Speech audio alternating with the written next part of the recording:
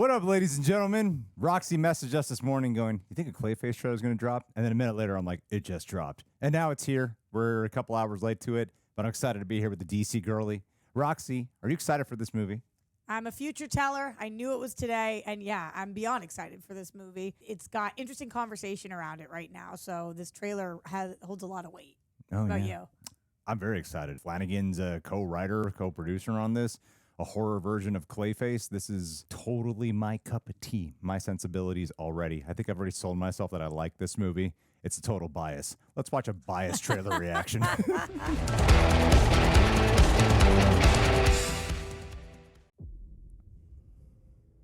Wow. Ow. An eyeball.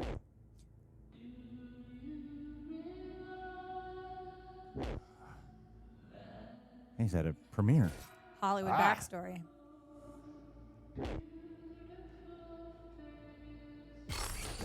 It's like a Showtime movie.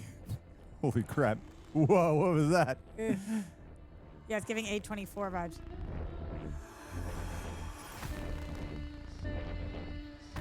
Oh, this is just Fear. icky. Oh. Look, fear in the Face. Clayface. Oh, it had a little power set. Cool.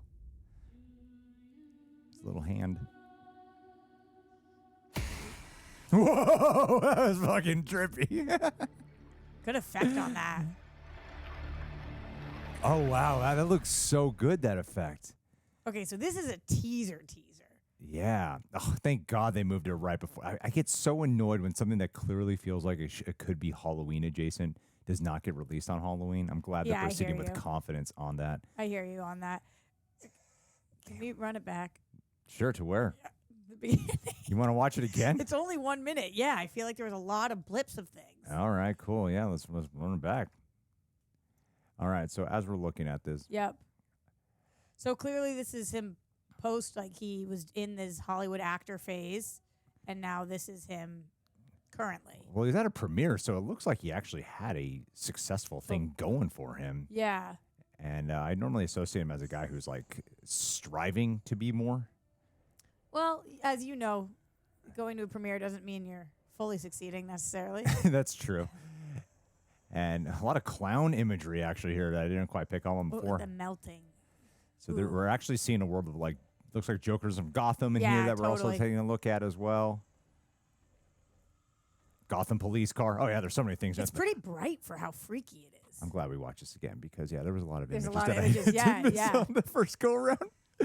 And yeah, there is a bit of it. It has that like more serious version of an American Horror Story that I really get a kick out of. You know. Yeah, what's that song? Do you realize? That song is very eerie, too.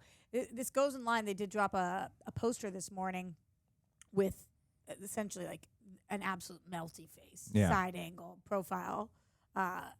And still, we're getting very little plot, only like intro to a bit of characters. Mm-hmm. It was kind of a vibe. I thought it was a great vibe. I'm obsessed with celebrities who get plastic surgery. I have an obnoxious obsession with it. I watch way too many videos. If I'm not watching videos about movies or personal development, it's watching videos about celebrities who are getting surgery way too early in their lives. And yes, Matt Hagen, this is a story of botched plastic surgery. Yes, absolutely. You know what I mean? So I it seemed like it was kind of telling on that. And I think so many people are talking about that now too. I mean, more with women, of course, but like how they're getting it so much earlier now, like in their 20s and 30s, and everyone's getting that Instagram face and the cheekbones and stuff. So I like that this trailer seemed to be focusing on the body dysmorphia of it all. Like I don't know the reasoning for why in this version he's getting the surgery or what's led him down this path, but So you're assuming surgery, not accident. It doesn't look like he got in an accident because there's that one quick shot where someone's like cutting in on his face. Yeah. I mean, it looks like it's an experimental thing. Actually, now I'm looking at this photo, this image. It looks like he's in his bedroom. Yeah. And somebody's being held down. So maybe this was an experimental surgery that happened on him. I thought it was for a desire to be a bigger star. I mean, they seem to be blurring with our versions of Clayface, the origin story here. So borrowing from like wanting to be able to shapeshift more, become a bigger actor, the career is not going successfully, that kind of thing, and electively decides to do this? Well, I think the part of it that seems a little odd to me is like if he's electively deciding to do it, why is he being held down in what looks like his bedroom? Painful? Or do you think that he's being forced? I like the decision more if he's actually choosing to do it on this path. That's much more compelling to me. When I look at this image of him being in his bedroom and his face looks fine outside of that one cut, unless, of course, he's already Clayface at this moment and someone wants to like I'm going to prove I know who you are or some shit like that. Yeah, if he is already Clayface at this moment, though, I don't know that that's exactly how it would look, right? I don't think that he would bleed like that. No, he'd be all clean up. But how'd you feel about the effect of this overall? Do you feel like this is the right direction DC needs? I've always thought this was a really smart idea to release this movie. I know a lot of people have issues with a Clayface movie coming before a Batman movie. There's also the conversation around this on whether or not this movie is going to actually introduce Batman by the very end, whether it's Clayface as Batman or whether it's Clayface versus Batman or whether it's Batman coming for Clayface's help or to try to recruit Clayface. You know, there's all different conversations around that. Yeah. And I like those conversations. It doesn't make me want this movie any less. I think it clearly... There was an idea for a film that was pitched that was signed off on. Like they had such a strong vision for this that DC WB was like, yeah, go with that. Let's make singles. Let's make hits. Let's make things that work. And based on the way that this looks, I get why. But I also am I'm intrigued to know what an actual trailer for this will look like because people who don't know Clayface at all and don't know the direction of DC right now and are casual fans probably see this and are like, what? Yeah, that's true. What did I just watch? What is this? Well, it might appeal to the people who like the first Joker movie, too. I could see it, even though it's not in that world, that's his own separate thing. The fact that it's a villain origin tale that's doing its own thing that doesn't feel like it needs to be setting up. That doesn't, I guess this is not the DCU, right? I didn't look that up. This is Elseworlds? Do you happen to know? No. This is DCU? Yeah. Oh, wow, that's crazy.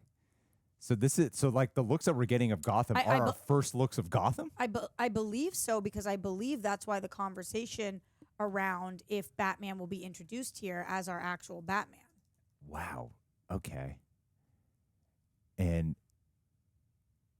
yeah, it's within the shared universe. You're right. Holy shit! This whole time I thought it was its own separate thing. No. So this is our first looks that we're actually getting at Batman's Gotham in this whole trailer. Scrub. I mean, yeah, we saw they're like it's pretty much basic. Wow, Gotham. that shot is so crazy. The actual effects used to stretch his face and skin looks amazing.